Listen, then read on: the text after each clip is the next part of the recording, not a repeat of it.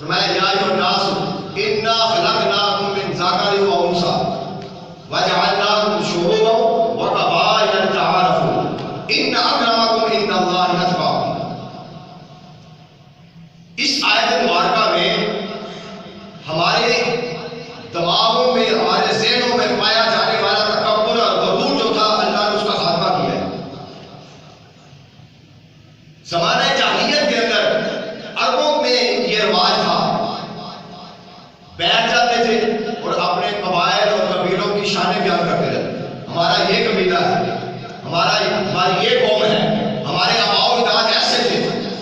آباء و اجداد پر فخر کرتے، اپنے قبیلوں پر فخر کرتے، سرداریوں پر فخر کرتے، مال و زر پر فخر کرتے، جاہ و منصب پر فخر کرتے۔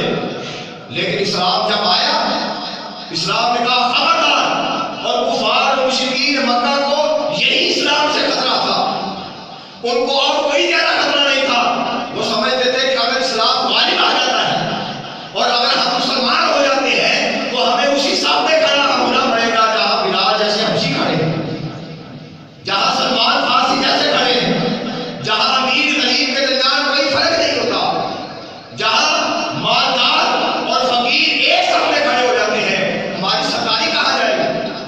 ہمارا نسلی تفاخر کہاں جائے گا؟ اسلام نے اس کو ختم کیا، پاش پاش کیا، اور فرمایا انما المؤمنون اخوہ۔ اسلام میں آنے کے بعد کوئی امیر ہے یا غریب ہے، کوئی مالدار ہے یا فقیر ہے، جو جاہ منصب رکھنے والا ہے، اقتدار پر بیٹھنے والا ہے، یا کوئی بھکاری ہے، اسلام میں آ کر سب برابر ہے اور برابر ہے، سب کو برابری کے حقوق دیے۔ اور پھر اس آیت کا کچھ پس منظر اس طرح ہے، فتح مکہ کے موقع پر کفار و مشرکین بھی ہیں، 10,000 صحابہ اکرام بھی موجود ہیں۔ جب مکہ فتح ہوتا ہے، مکہ کے بڑے بڑے سردار بھی تھے اور مسلمان بھی تھے جو ہزاروں کی تعداد میں ہیں۔ آقا علیہ الصلوۃ والسلام نے فتح مکہ کے بعد اللہ کے گھر کو بتوں سے صاف کیا اور مسلمانوں کو اکٹھا کیا۔ اب وہ لمحہ آیا جب اذان کہنی تھی، اذان کہنے کا جب وقت آیا، اور اذان کہاں پہ کہنی تھی؟ خانہ کعبہ کی چھت پر، خانہ کعبہ کی چھت پر اذان کہنی تھی۔ اب مسلمانوں نے، بہت سارے ایسے لوگ تھے جو پہلے اپنے قبیلے اور اپنے قوم کے سردار تھے، ایسے بھی تھے جو بڑے مالدار بھی تھے، جو بڑے جاہ منصب والے بھی تھے، بڑے بڑے قبیلوں والے بھی تھے۔ لیکن حضور کا کائنات نے حضرت بلال رضی اللہ تعالیٰ کو حکم فرمایا، اے بلال، آج خانہ کعبہ کی چھت پہ چڑھ کے تو اذان پڑھ، خانہ کعبہ کی چھت پر اذان پڑھ۔ جب حضرت بلال خانہ کعبہ کی چھت پر چڑھے تو کفار و مشرکین کے جو سردار تھے، جن میں عتاب ابن حسین، وہ بولا، کہنے لگا شکر ہے آج کا یہ منظر دیکھنے سے پہلے میرا باپ مر چکا ہے، شکر ہے کہ وہ پہلے مر چکا ہے۔ حارث ابن حشام کہنے لگا، اس محمد مصطفیٰ صلی اللہ علیہ وسلم کو، چونکہ یہ مسلمان نہیں تھے، کہنے لگا ان کو اس کالے کپڑے کے علاوہ کوئی بندہ نہیں ملا جن کو خانہ کعبہ کی چھت پہ چڑھا دیا۔ ابو سفیان جو کہ ابھی مسلمان نہیں ہوا، کہنے لگا کہ یہ شکر ہے، میں تو خاموش ہی رہوں گا، کیونکہ میں نے جو بات بھی کہنی ہے یا دل نے کہی وہ آسمان والا مصطفیٰ کو بتا دیتا ہے، میں تو خاموشی اختیار کروں گا۔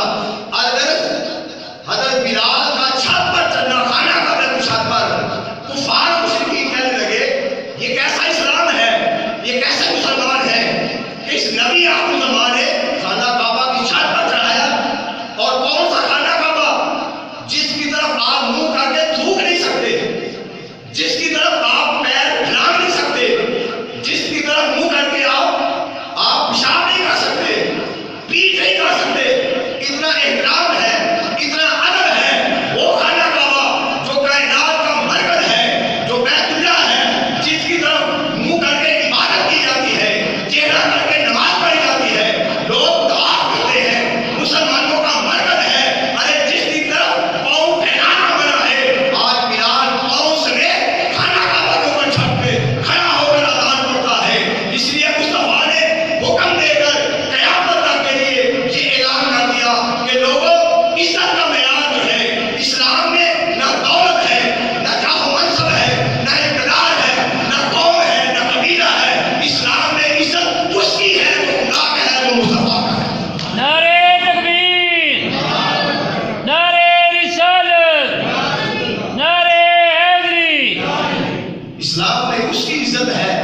جو اللہ کی بارگاہ میں آتا ہے، اللہ کی اطاعت کرتا ہے اور مصطفیٰ کی غلامی کرتا ہے۔ بڑے بڑے سردار تھے، بڑے بڑے مالدار بھی تھے، لیکن حضور کا ادارے کا اعلان نے حضرت بلال کو حکم دیا کہ آؤ خانہ کعبہ کی چھت پہ چڑھو، خانہ کعبہ کی چھت پہ چڑھو، تاکہ قیامت تک کے لیے یہ جو اپنے ذہنوں میں نسلی تفاوت لے کر بیٹھے ہیں، میرا یہ قبیلہ ہے، میری یہ قوم ہے، میرا یہ خاندان ہے، فرمایا ان کو بھول جاؤ۔ اس لیے ان اکرمکم عند اللہ اتقاکم، اللہ کی بارگاہ میں عزت کا معیار تمہاری نسلیں نہیں ہیں، تمہارے قوم اور قبیلے نہیں ہیں، تمہارا جاہ و منصب نہیں ہے، تمہارا مال نہیں ہے، تمہارا اقتدار نہیں ہے۔ اللہ کے ہاں سب سے زیادہ عزت والا وہ ہے جو اللہ کی بارگاہ میں سب سے زیادہ جھکتا ہے۔ سبحان اللہ۔ جو جتنا جھکتا ہے اللہ کے ہاں اتنا معزز بنتا ہے، جو جتنا متقی بنتا ہے۔ میں تم نے جو قبیلے بنا رکھے ہیں نا، یہ قبیلہ، یہ میں اسلام نے پوری انسانیت کو دو حصوں میں تقسیم کر دیا ہے، دو حصوں میں، ایک طرف متقی پرہیزگار، دوسری طرف فاسق و فاجر، یہ تقسیم کی ہے، یہ تقسیم کی ہے۔ اور جو متقی پرہیزگار ہوں گے وہی اللہ اس کے رسول کی بارگاہ میں معزز ہوں گے۔ تو میں تم کن قبیلوں کی بات کرتے ہو، کن قبائل کی طرف بھاگتے ہو؟ تمہیں پتہ نہیں تمہارا باپ بھی ایک ہے، تمہارا باپ بھی ایک ہے، تمہاری ماں بھی ایک ہے، تمہاری اصل بھی ایک ہے، تمہاری پیدائش کا طریقہ کار بھی ایک ہے، تمہارے جو دنیا میں آنے کا طریقہ بھی ایک ہے، سب تم پیدائش کا جو مادہ تخلیق ہے وہ بھی سب کا ایک ہی طرح ہے، تمہارا خالق بھی ایک ہے، تمہارا مالک بھی ایک ہے۔ کیا ہوا؟